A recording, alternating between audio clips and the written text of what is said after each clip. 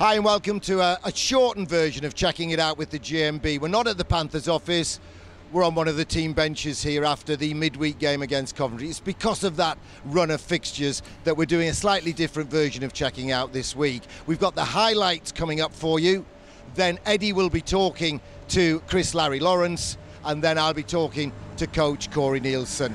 So stay tuned, here come the highlights.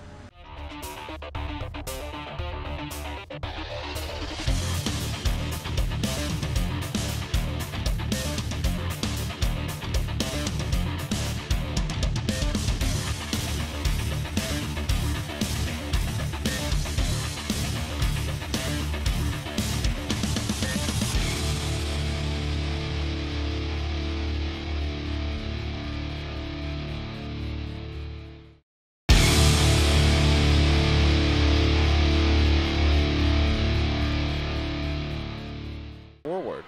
Drop pass for Brad Moran on the interchange. Number 24 tried to cut in, but the box. Rain don't cut that time. McDonald scurries over, and that's sent around the corner bend for Andy Bomback. Sauced over back for number 24, looking for a backdoor feed. Chris Lawrence got a touch on it and trickled wide. Bomback advancing, and he scores! Number 9, Andy Bomback scores on the power play. And Mika, they were waiting for that for a long time, looking for a shooting lane from that kind of area, and finally they found it. Yeah, and a good shot by Andy. Is sent chasing for it. Finds Schultz with plenty of space there as he moves through center. Robert Farmer joins the act. One more for Schultz. He scores! Steven Schultz finds the twine, and the Panthers lead 2-0. Uh-oh. Did you see that? Brian Stewart flicked it right into the crowd. That's a penalty. Jansen just accelerating in. Now moving in. Brian Stewart closes the post. Gonna take off. There's Chris Lawrence. He was interfered with there. Cam Jansen coming in to have a couple words. Holt, obviously, really good goalie. Shane. What other teams are there? Fighting. Oh, Evan Mosey. He dropped the mitts against Lauzon. A feisty affair over here. There's animosity between these two hockey teams. Chris Lawrence with some zest in the step through center. Backhand feed for Quick. Now Robert Lakovic activated on the play. Chris Lawrence right there in front of the cage to splash some net front presence, as Boris Valabic doesn't like what he sees from number 18. It looks like Chris Lawrence doesn't really want to engage all that much. Was Boris Valabic very eager to protect his netminder. Gloved down by number 23 once again, but misplayed. And Evan Mosey is accelerating all the way in, comes in hot, spinning around all over the place as Brian Stewart as he flings his blocker off in protest. And there goes game misconduct for Brian Stewart as he shows a lot of frustration. David Clark on the backhand feed for Logan McMillan as he's going to go on the hop, going for Steve Lee. He scores! Panthers are up 3-0. And an early goal. Put Steve Lee on the board, folks.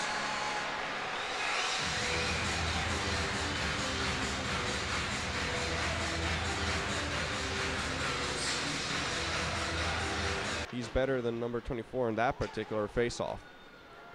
Moran sent in to chase down Noble, but a good-looking breakout here until it was thwarted at center ice. So Evan Mosey on the repost, coming in hot, looking for a backdoor. They score! Juraj Kolnick with the tally, and that's going to put the Panthers up by 4. And an absolutely fantastic play by Evan Mosey. You can't even extinguish him. Schultz tries to keep tabs on Petrus. Tanaka changing directions and looking to shimmy in. Madlora getting all over, and here we go. Kel Tanaka getting right in the grill of Shane Madlora, and he's not too happy with that at all. And I'll tell you what, tempers are flaring this evening all over the ice. Remaining of the third period. Ollie Betteridge on the advance now, tries to pull the moves past Valavic, but lost the handle. Cowley got the loose change, and now Jorgensen is going to scurry into the zone. Links up with Lauzon and connecting the dots there with Robinson. Almost, as Robert Farmer finally gets it through. He scores! Robert Farmer with a great individual effort. And that's going to be 5-0. And that should pretty much pull.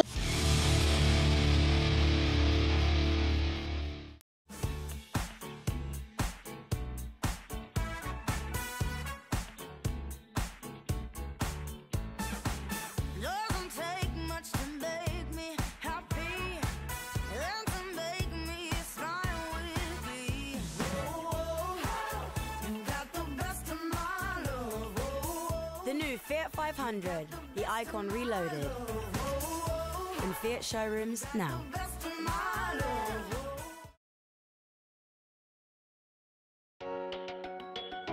Whatever your white good needs, whether it's sales or repairs, choose Jim Grice, Sutton in Ashfield.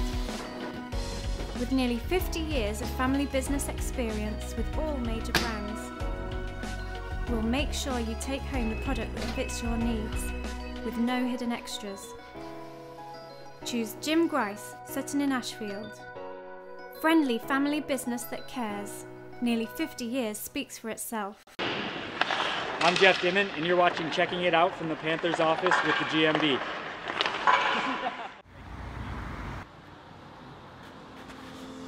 The Nottingham Legend. Good beer, good food, good atmosphere, and not a wrist shot away from the arena. Where hockey people serve hockey people and all sports come together. Friendly staff, friendly pub. Meet at Nottingham Legend before, during, and after Panthers home games. Right next door to the arena, the Nottingham Legend, where sports meets entertainment every day of the week.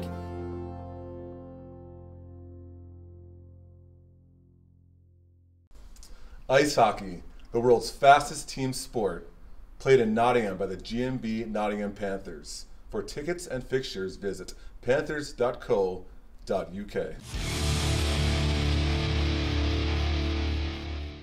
So we've just seen the highlights, and we've got Chris Lawrence right here.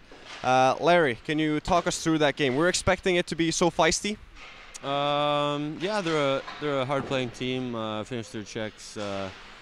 They play pretty tight defensively, and yeah, they always seem to play us hard, especially in their rink. But yeah, we're pretty confident at home. And we started off a little bit slow and started to find our legs in the second and third, and it showed on the scoreboard. Panthers against Coventry Blaze this season, 5-5-0. Why do you think that the Coventry Blaze are so talented sometimes against the Panthers? What is their identity? Yeah, they're a hard-working team. They chip pucks kind of clog up the middle, and they got great goaltending. So they beat a number of good teams. I think they beat Sheffield a number of times this year as well. So yeah, they're definitely an Achilles heel for some of the teams in the Earnhardt Conference. I particularly want to talk about your line's performance, and Cam Jansen and Robert Farmer. You guys are finding some chemistry, and Corey Nielsen's putting you guys out there at important times and the beginning of periods. How do you think that line worked out today? Yeah, we've been starting the games for the last few games, kind of get energy going for the guys, kind of rally behind that energy, and I mean, two great players. We're really starting to get comfortable with each other, and little idiosyncrasies of what we like to do out there. But yeah, I can't say enough good things about those two guys, and yeah, they had a great game again tonight, and looking forward to keeping it going in the future. Shane Madlora, back-to-back shutouts. Do you have confidence as a forward when you're back-checking that when Shane's on such a hot form right now that he's going to take care of it? Oh yeah, he's been lights out. It definitely gives us confidence. Yeah, if you're, well, when you're back checking, you're going to try to catch him anyway. But if you can't, you know he's going to probably shut the door anyway. So yeah, he's been phenomenal these past few games and pretty much all season. So, and same with Mika, he's been amazing as well. So I can't say enough about our goalies for sure. Now you obviously spent a little bit of time with Coventry Blaze, got to know the guys a bit. Do you find it weird, especially when you got a feisty game like this, to play against those guys and kind of have a tussle? It's they're all good guys. It's always fun because everybody's competitive, and I think that's why we play hockey. Sometimes you play harder against your friends because you don't want them to beat you. So, yeah, it's not too weird.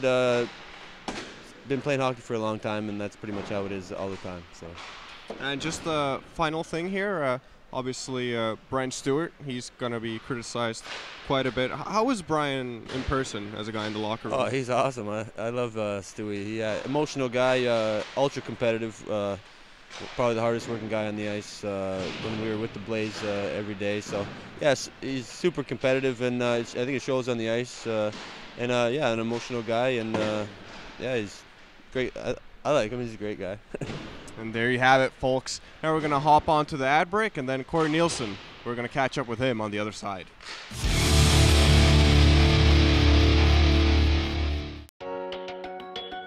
Whatever your white good needs, whether it's sales or repairs, choose Jim Grice, Sutton and Ashfield. With nearly 50 years of family business experience with all major brands, we'll make sure you take home the product that fits your needs, with no hidden extras. Choose Jim Grice, Sutton in Ashfield. Friendly family business that cares. Nearly 50 years speaks for itself. Amore. Subito.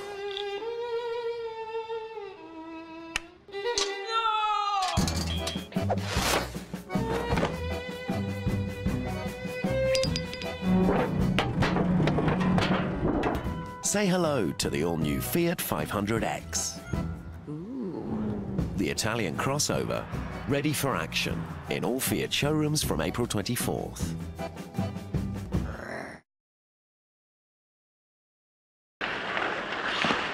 I'm Evan Mosey. You're watching Checking It Out from the Panthers office with the GMB.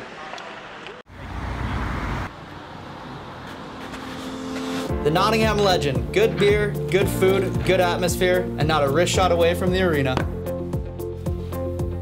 Where hockey people serve hockey people and all sports come together. Friendly staff, friendly pub. Meet at Nottingham Legend before, during, and after Panthers home games. Right next door to the arena, the Nottingham Legend, where sports meets entertainment every day of the week.